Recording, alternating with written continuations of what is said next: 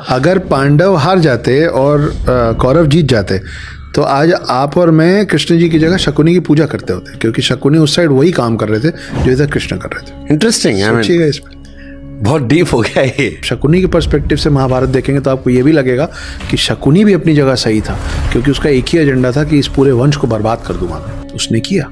तो इसके पीछे बड़ी प्यारी सी कहानी है जो मैंने पहली बार सदगुरु जी से सुनी थी। शकुनी जो थे, एक तो गांधार नरेश थे, तो उनको एक बात का तो ये प्रॉब्लम था कि अंधे से मेरी बहन की शादी करा दी, गांधारी की। दूसरा, जब शादी हो गई तो भीष्म पितामह को पता चला कि गांधारी मांगलिक थी, ये बात उनसे छुपाई गई थी। तो भीष्म पितामह ने गुस्से से शकुनी के पूरे कुनबे को बुलाया, पूरे गांधार कुनबे को बुलाया, बोला आप अतिथि बन के आइए। जैसे वो आया उनको जेल में भर दिया सबको, गांधार नरेश सहित, जिसमें प्रिंस ऑफ गांधार शकुनी भी थे।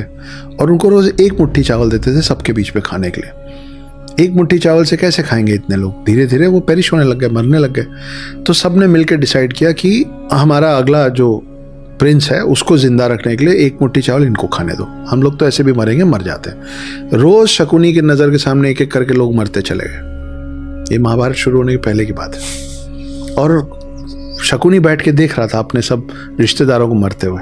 आखिरी में दो लोग बचे, गांधार नरेश और शकुनी, पिता पुत्र।